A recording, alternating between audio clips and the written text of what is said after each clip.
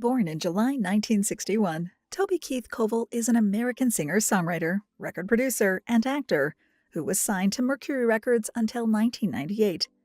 Known mainly for his debut single, Should Have Been a Cowboy, which topped the country charts upon its release and became the most played country song of its decade. Many consider that Toby's prime years were the 1990s. Toby was born in Clinton, Oklahoma, and brought up alongside his brother and sister by parents Carolyn and Hubert Koval. When the country singer was still in grade school, the family spent a few years in Fort Smith, Arkansas, before relocating to the suburb Moore of Oklahoma City, which would soon become home for the family unit. Before the move to Moore, Toby would often spend summers in Fort Smith with his grandmother, the owner of a local night spot, Billy Garner's Supper Club. Thanks to this close bond, Toby worked small jobs in the club and became interested in the music scene, and even began playing with the local bands some evenings, having been given his first guitar at 8 years of age. When the Keith family moved to Moore, Toby studied at Highland West Junior High and Moore High School, playing on the American football team as a defensive end. Upon matriculating, the future country star began working in the oil fields as a derrick hand, steadily climbing up the ranks and reaching a managerial position thanks to his drive and tenacity. However, Toby's true passion was still music, and at the age of 20, he formed the Easy Money Band with his friends Keith Corey, Danny Smith, Scott Webb, and David Vowell. While still working in the oil industry, Toby and the band performed at local bars, with the singer occasionally having to leave halfway through a concert if he had to go to work. The vertiginous decline of Oklahoma's oil industry in 1982 led to Toby's sudden unemployment. Luckily, the musician had his football skills to fall back on and tried out for the Oklahoma Outlaws of the United States Football League, but didn't make the cut, so played with the Oklahoma City Drillers, a semi-pro team, while continuing to perform with Easy Money Band. Toby eventually left the team to focus entirely on music. Despite doubtful family and friends, the Oklahoma native persevered, and his efforts paid off, as in 1984, Easy Money became part of the honky-tonk circuit in their home state and Texas. After some years on the honky-tonk circuit, Toby moved to Nashville, Tennessee in the early 90s and became a busker on Music Row. He also tried to get the city's record companies interested in Easy Money Band's demo tape, but sadly had no luck. Defeated and downtrodden, the aspiring star returned to his hometown and vowed that if he didn't have a recording contract by the age of 30, he'd give up on his musical aspirations and try another career path. Little did Toby know that a fan of his, who worked as a flight attendant, would give a Mercury Records executive named Harold Shedd a copy of the band's demo tape. Liking what he heard, Harold signed Toby with Mercury after seeing him perform live. As mentioned, Toby's debut single was a roaring success and even reached 93rd position on the Billboard Hot 100, no small feat for a newbie with a meager promotion budget.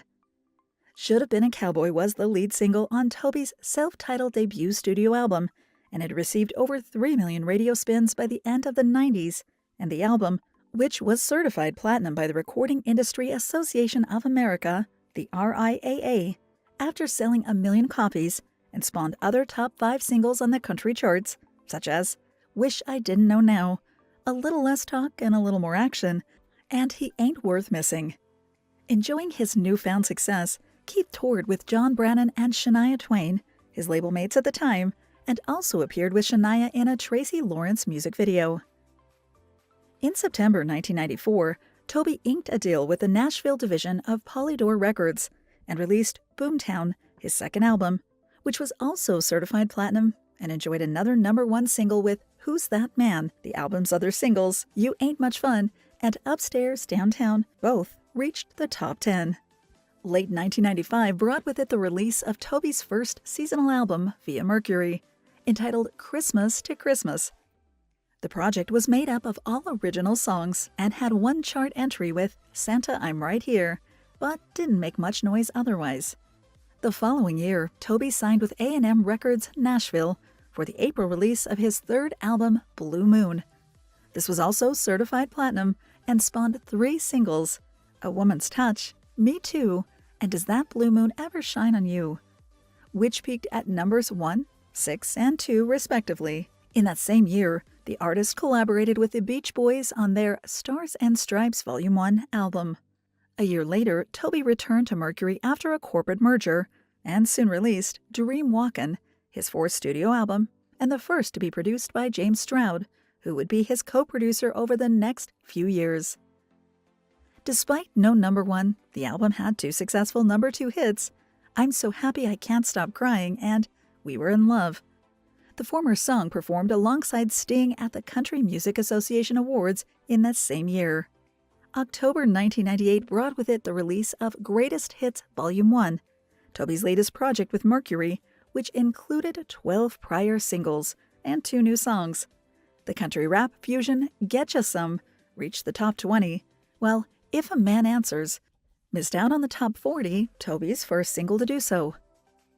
Originally, the two new songs were intended for a studio album, which dissatisfied Mercury executives sent back to the drawing board before telling Toby to get to work on another project. After recording two more songs, which were also rejected by the label, Toby asked to terminate his contract. The following year, Toby signed to the Nashville division of DreamWorks Records, where his co-producer James served as president. The artist's first release with DreamWorks was When Love Fades, which performed somewhat disappointingly on the charts, failing once again to make the top 40. However, the persevering country star asked to withdraw the single and replace it with How Do You Like Me Now?, one of the songs which Mercury previously turned down. Toby clearly had a good ear for hits, as How Do You Like Me Now became his first top 40 hit on the pop charts, spent 5 weeks on the country charts at number 1, and peaked at number 31 on the Hot 100. The song was the title single for Toby's first album with DreamWorks, another platinum project in the Oklahoma native's career. Other singles from the album included You Shouldn't Kiss Me Like This and Country Comes to Town. Toby won the top male vocalist and album of the year categories at the 2001 Academy of Country Music Awards, some of the most prestigious accolades for artists in the country music genre. Months later, he released Pull My Chain, which came with 3 number 1 country chart singles, My List, I'm Just Talking About Tonight, and I Wanna Talk About Me. The third single once again experimented with country rap, while My List was named Single of the Year by the Country Music Association in 2002. Following the tragic terrorist bombing of 9/11, Toby penned Courtesy of the Red, White, and Blue, The Angry American, in just 20 minutes, and included the song on his following album, Unleashed. Toby's father, a veteran who died months earlier in a car accident, was referenced in the song, which became the first single off Unleashed and reached number 1. Other singles included Beer for My Horses, Rock You Baby, and Who's Your Daddy. The star's 8th studio album, Shockin' Y'all, was released in late 2003 and became Toby's second album with all number 1 singles. A year later, the Oklahoman released his second Greatest Hits compilation album with 3 new songs, one of them being a touching duet with his daughter Crystal that performed fairly well on the charts. Honky Tonk University was Toby's final release under the DreamWorks label, which ceased operations shortly afterwards. Months later, the hard-working musician founded Show Dog Nashville, his own label, through which he released the 2006 album White Trash with Money. Other changes were going on in Toby's career at the time. He stopped co-producing with James Stroud and replaced him with Larry White. Later in 2007, Toby released another seasonal album entitled A Classic Christmas, followed in May 2008 by another compilation project with 35 prior singles. The artist's career showed no signs of slowing down, as he enjoyed 2 number 1 hits that year, She Never Cried in Front of Me and God Love Her. Critics claimed that Toby's star was beginning to wane with the 2010 release of Bullets in the Gun, the Oklahoman's first album to have no top 10 hits.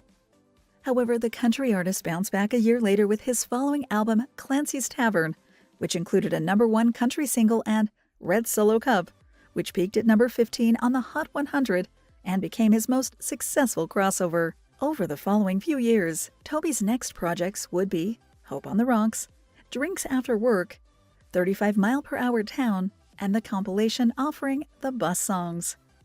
all performed moderately well on the charts, but the absence after the last mentioned left fans wondering what had made the country powerhouse put on hiatus on his lengthy and fruitful music career. In the last few years, plenty of music bloggers have suffered deep dives with Toby, following his trajectory in the music industry and trying to pinpoint exactly where things went wrong. It's pretty clear that the star was feeling disillusioned as early as 2005 when he grumbled about putting on an album every year, trying to keep DreamWorks records afloat. The Oklahoman also lost many possible fans when he headlined President Donald Trump's Make America Great Again concert, a polarizing event which many stars sat out regardless of their political views. When asked by The Atlantic about his decision to headline Trump's Inauguration Eve shindig, Toby said bluntly, "If the President of the frickin' United States asks you to do something and you can go, you should go instead of being a jackoff." As for number 45's oh-so-controversial comment about grabbing women by their private parts, the musical powerhouse brushed it off in the same interview, saying that, "Guys talk like that everywhere." Yet those who think that Toby has stepped away from the public eye due to his political views couldn't be any more mistaken. Toby shocked fans in June 2022 by sharing his stomach cancer diagnosis and health journey on Instagram. In an announcement, the Oklahoman shared that he had spent the last 6 months receiving chemo, radiation, and surgery. "I'm looking forward to spending this time with my family, but I will see the fans sooner than later. I can't wait." Obviously, Toby also canceled his 2022 tour indefinitely, although it was speculated that only a handful of shows would be canceled.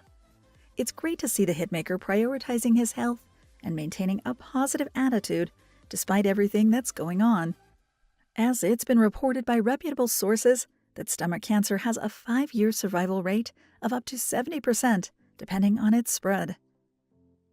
The country music mogul has received an outpouring of love, not only from fans, but also from his hometown of Moore, a place that Toby has always held close to his heart.